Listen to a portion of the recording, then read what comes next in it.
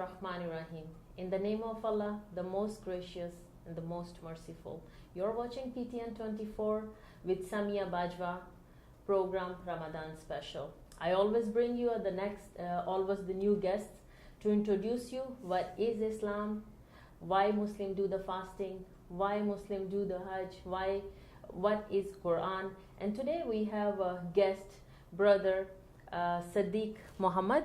Assalamu alaikum. Wa alaikum salam. Thank you so much for your time. Thank you for having me. You're most welcome. And before we start the program, this program is sponsored by Abdurrahman, and he is in Plaza KODI. You can get the best deal for the phone and your family members, best plan, best phones and best deals. So let's talk about today, because the guest Muhammad Sadiq is Sadiq Muhammad. Actually, he's a specialist in business economy, and the rest he's going to introduce by himself. So if I did the mistake, I apologize for that. All right. That's quite all right. My name is Sadiq Muhammad, and I am a student of the jurisprudence of transactions and business and zakah in Islam.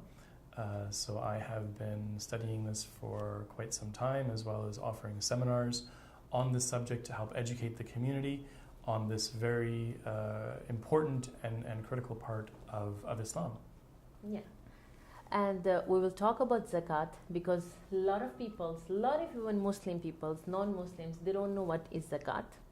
So I think it's a kind of different way of tax that we followed here by force. And zakat is like we all do as a Muslims with our wish, and because it's a part of Islam. So first of all, we want to know what is a zakat. Sure. Well, zakah is, first of all, the word zakah means to grow or to increase. That is the root word of zakah. And the reason for this is that in the Islamic understanding, it increases the wealth from which it is taken from. Right. So when you give the zakat, when you give your wealth, it increases. Correct. Allah gives you reward. Exactly. Here and in Jannah. Yes, both the reward from Allah in terms of increasing you in spiritual rewards, but also economically as well. There's actually also an increase when we give to others who are in need. And we can explain that in just a moment. But getting back to your question of what is zakah, zakah is, first and foremost in the Islamic understanding, it is an act of worship. It is an act that Muslims do to fulfill the order of Allah, the commandment of Allah, to give from their wealth to certain deserving people. So first and foremost, it is an act of worship on Muslims to try and please Allah, to try and fulfill that order. And help the poor people also. And help the poor people. So there are many reasons why we give zakah. That is the first and foremost. We can effectively say that there are three levels of benefit or purpose for giving zakah. The first benefit really is for the payer, the person who pays zakah, in that zakah is a means of purification, both spiritual as well as financial. Right. So what that means is that the person who pays their zakah, their own soul becomes cleansed. Wow. Their own self becomes purified through this act. Right. But also their wealth becomes purified as well by removing that part of wealth and giving it to deserving categories of people. You mentioned the needy or the poor. This purifies one's wealth as well. So the first benefit really is for the person who pays it. The second benefit is for the one who receives it. Right. So who is the people that deserve the zakat? Because it's very important that we have to choose a right person who really deserve the zakat, who really deserve that money. Right, an excellent question. Well, if we look at the Quran in the 9th chapter, which is Surah Tawbah, Okay. the chapter of repentance. The 60th verse of the 9th chapter speaks about 8 deserving categories Okay. of recipients. So Allah in this verse, the 60th verse, He outlines 8 categories of people Okay. that can receive. The first 2 are those who are poor Okay. and those who are needy. Right. The distinguishing criteria between the two, between the poor and the needy, is the poor are those who do not have sufficient wealth, sufficient money All right. to meet their basic necessities, Okay. such as food, shelter, Right. transportation, clothing, basic fundamental needs. They don't have enough money All right. to satisfy these basic needs. And they take it a step further by humbling themselves to ask. So this is Okay. the first category All right. of recipient, is they will come forward and they will say, I need some help. Can you please offer me some financial assistance? Okay. So the second category are those who are needy. Okay. They're also poor. They also don't have enough Right. to meet their necessities. No. But because of their humbleness, because of their humility, And that they don't dignity ask. And their and dignity self-respect. and Yeah, self-respect, because yes. it's damage your self-respect when you ask someone to help. Yes, no one really likes to ask, but Yeah. these are the people who quite literally suffer in silence. And they are out there, they're in our communities. They very quietly suffer this difficulty. And really, it is the responsibility of the community All to right. find out who these people are All and right. to help them, because they're not necessarily going to come forward All right. of their own volition and ask for help. Okay. And like, because they say when you start giving zakat or charity, start from your family. This is also because I also personally want to know, like, because we say who deserve it, but it started from the family and then the friends, how it is. So zakah is typically, you can absolutely give it to certain relatives. Okay. Some family members are not eligible. Okay. So for example, in the Islamic understanding, a man is responsible for the upkeep of his home, which includes Right. his wife, his children, looking after their financial needs. So Right. he can't pay zakat to his wife, for example, or his Okay. children, Right. even though they're his family. Yeah, that's his responsibility. That's his responsibility, exactly. Right. They wouldn't be eligible to receive that Right. man's zakah. However, there are other relatives, if we have other extended family who do fall under that category, Like brothers, sisters. like brothers or sisters or cousins or aunts or uncles, nephews, nieces, then those we can also assist with our zakah. Okay. That would be permissible. It's interesting though, when we look at what zakah actually is, when we look at all 8 categories, because so far we've just talked about the first 2, Right.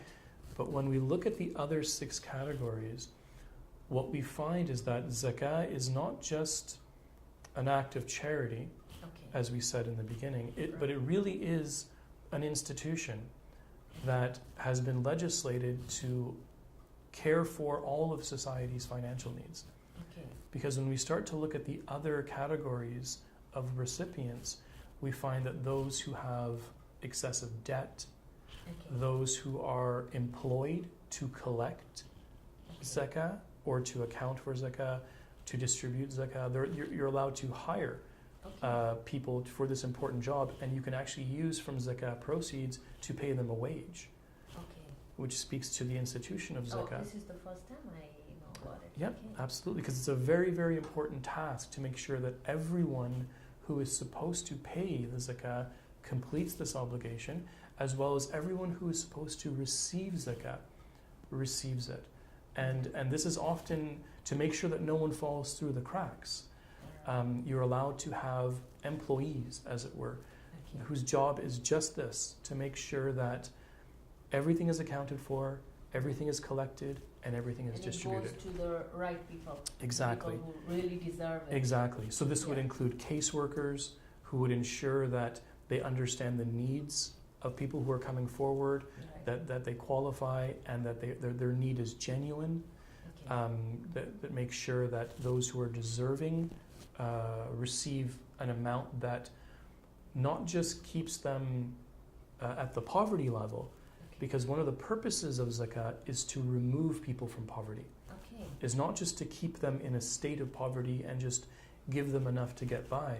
Oh, I had that question in my mind, and I was going to ask that question maybe later on, but first we will talk about 8 parts you said it's mentioned in Sure. the Quran, so we will discuss these 8 parts, and after the break I have a lot of questions Sure. to ask you. Sounds good. Well, the 8 categories are, we've covered the first 2, Yes, which are those who are poor and Right. those who are needy, right. and the difference between the 2. The third category is those who are, actually I'm going to give it to you, but not in the necessarily the correct order. Yeah. But another category are those who have excessive debt, Right, those who are employed to collect right. on behalf of the state or the Distributing. community Yes, and distributing, those who are in the way of Allah, which can mean fi sabilillah, it means in the way of Allah. This can mean someone who is a student who's studying.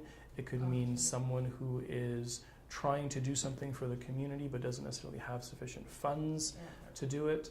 Okay. Another category is those whose hearts are to be won. Okay. And what this means is that, for example, there are often people who are either new to Islam, and sometimes their family may disapprove of that, and sometimes they may have difficulty financially as a result. Zakat can be given to them to help them in their situation, maybe to help them get by, or to help them improve their financial situation, as well as those who are who are traveling as well, but whose travels have caused them to become disconnected from their wealth.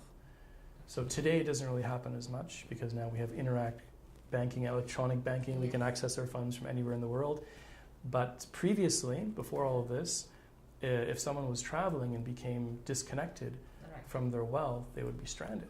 Yeah, they're and- musafir. They're musafir, and they would be, exactly, and they would be stranded. Yes. So really, in these 8 categories, we find a very holistic and comprehensive list of categories that really covers a lot of society's needs.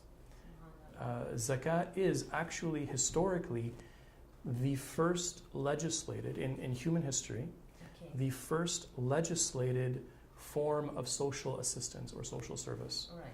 It predates any other form of social service, any other form of social assistance. Zakat is actually the grandfather of them all, if you will, Yeah. in yeah, that yeah. regard. So circulate the economy to the all the people. Yes. It doesn't stays only to the rich people. So Exactly. yeah. Which is the third benefit. We mentioned that the first one who benefits from zakat is the one who pays it, because it's an act of purification Right. for them. Yeah. The second one who benefits is the one who receives it, Right. because it helps them alleviate their own financial difficulties and hopefully remove them from being in financial difficulties. Right. But the third one who benefits is society as a whole, because zakat is really a tripartite, a 3-way transaction between the rich, the state, and the poor. Yes. Yeah, because when the rich people, like here, the rich people, they pay the tax and it goes to the poor people.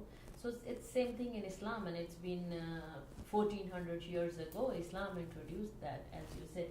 So it helps the society because when the poor or the needy people, they don't have some, they will do the crimes because they need to survive. Yes. And it helps to protect the society and to stop the crimes. It helps to alleviate a lot of desperate acts, as you mentioned. Yeah. People who are in poverty, they may commit desperate acts.